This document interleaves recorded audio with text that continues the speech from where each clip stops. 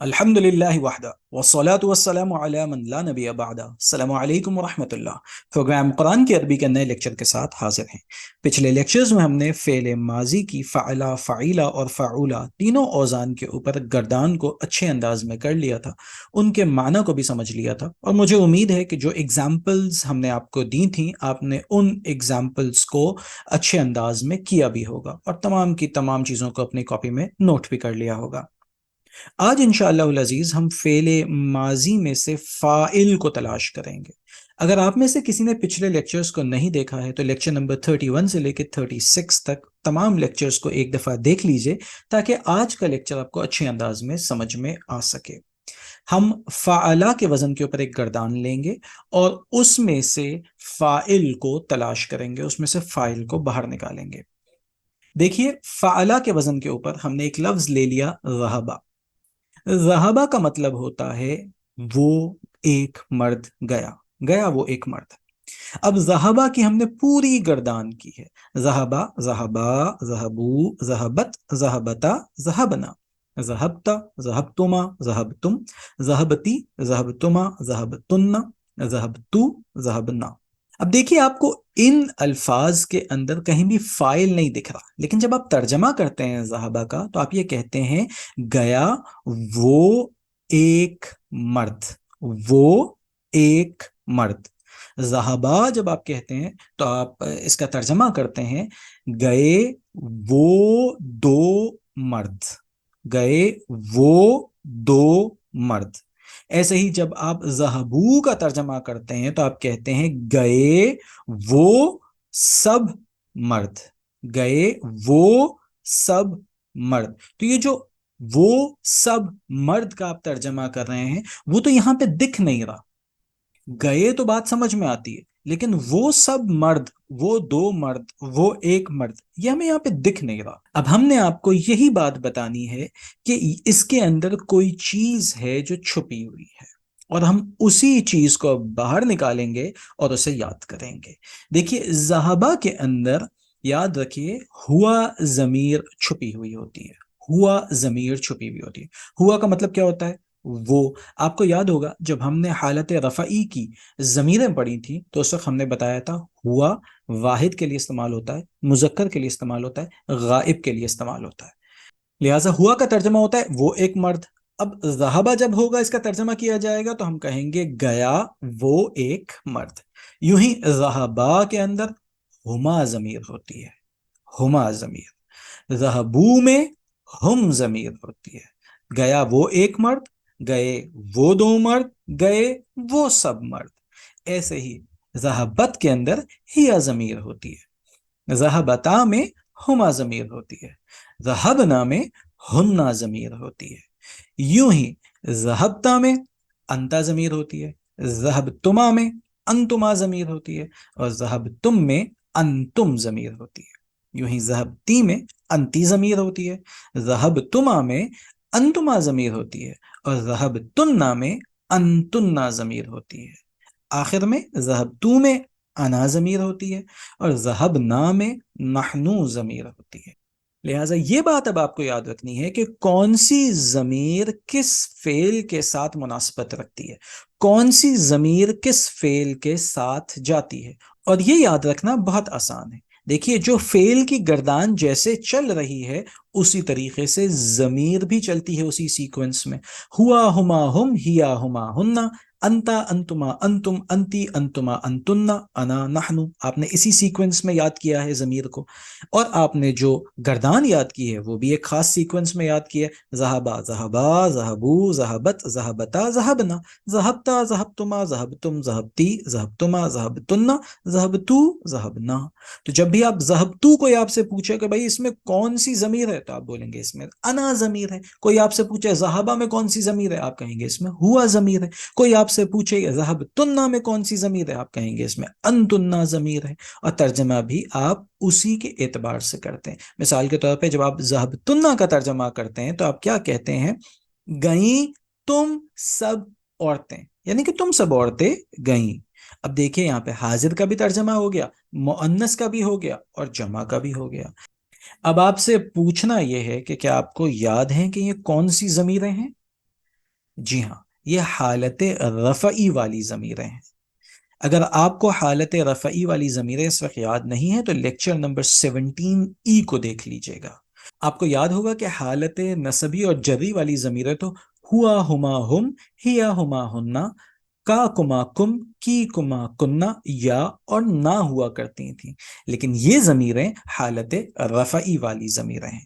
تو اس لیکچر کو آپ نے، لیکچر نمبر 17 کو، اگر یہ ضمیریں آپ کو یاد نہ ہوں تو ضرور دیکھ لیجئے گا۔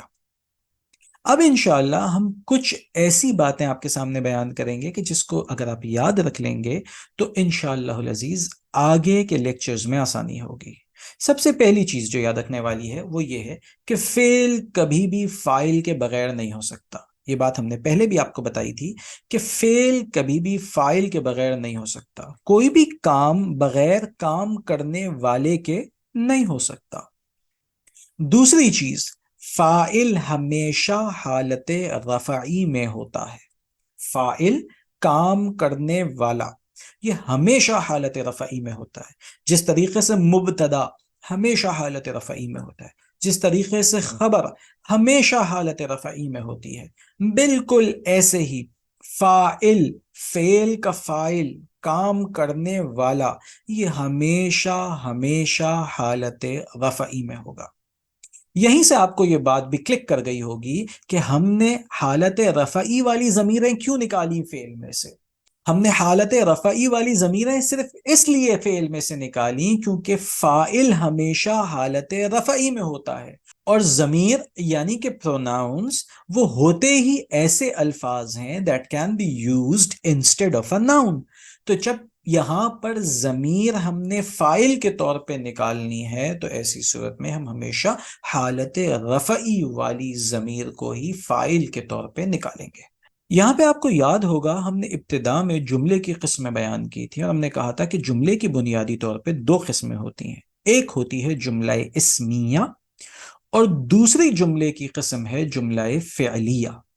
جملہ اسمیہ وہ جملہ ہوتا ہے جو کہ اسم سے شروع ہوتا ہے۔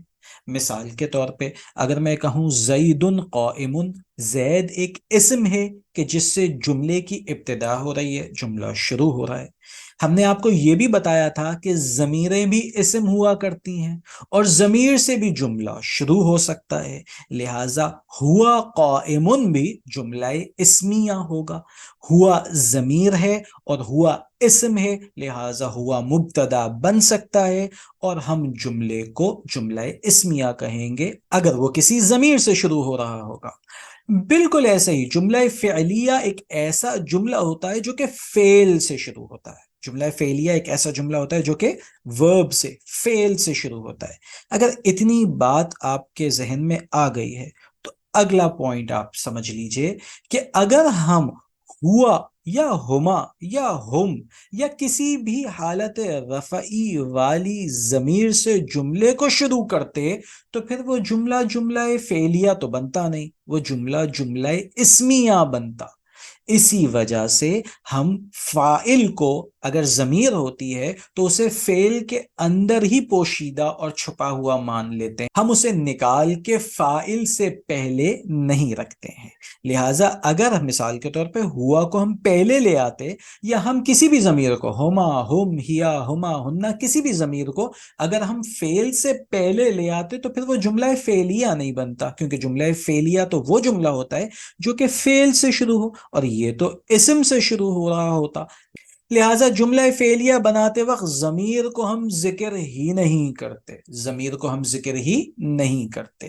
جیسے دیکھیے ذہبہ میں ہوا ضمیر پوشیدہ ہے، ہوا ضمیر چھپی ہوئی ہے، لیکن اس کا مطلب یہ ہوگا کہ جب ہم لفظ ذہبہ لکھیں گے تو یہ پورا ایک جملہ فعلیہ ہے کہ جس کے اندر فاعل ہوا ضمیر کے طور پر اندر موجود ہے۔ اسی وجہ سے جب ہم ترجمہ کرتے ہیں تو ہم یہ کہتے ہیں گیا وہ ایک مرد۔ کبھی کبھی ایسا بھی ہو سکتا ہے کہ فاعل اسم ظاہر کے طور پہ آئے. آپ کو یاد ہوگا اسم ظاہر سے مراد کیا تھا؟ یعنی کہ کسی شے کا، کام کرنے والے کا نام ذکر کیا جا رہا ہوگا، تو وہ ضمیر نہیں ہوگی بلکہ اسم ظاہر کے طور پہ آ رہا ہوگا. مثال کے طور پہ ہم کہتے ہیں ذہبا، گیا وہ ایک مرد. لیکن اب اس وہ کو، یہ جو وہ ہے، یہ جو ہوا ہے، اس کو میں نام کے طور پہ ذکر کرنا چاہتا ہوں، اور میں کہنا چاہتا ہوں مثال کے طور پہ حماد گیا.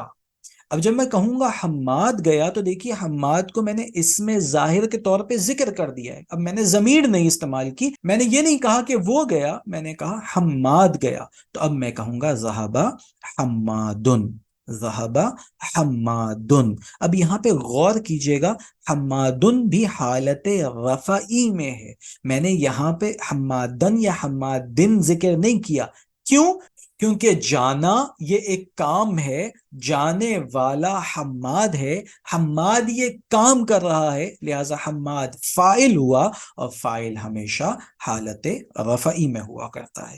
تو آپ نے اس قاعدے کو یاد رکھنا ہے کہ فاعل ہمیشہ ہمیشہ حالت رفعی میں ہوتا ہے. اگر وہ ضمیر ہوگی تو ہم حالت رفعی والی ضمیریں بیان کر دیں گے کہ اس کے اندر یہ والی ضمیر پوشیدہ ہے، اور اگر وہ اس میں ظاہر ہوگا تو ہم اسے حالت رفعی میں تحریر کریں گے. آج کے لیے بس اتنا ہی. انشاءاللہ اگلے لیکچر میں ہم مشق کریں گے، ہم پریکٹس کریں گے، ہم کچھ احادیث مقدسہ بھی آپ کے سامنے رکھیں گے اور ان میں سے صیغوں کو پہچاننے کی کوشش کریں گے. السلام علیکم ورحمۃ اللہ وبرکاتہ.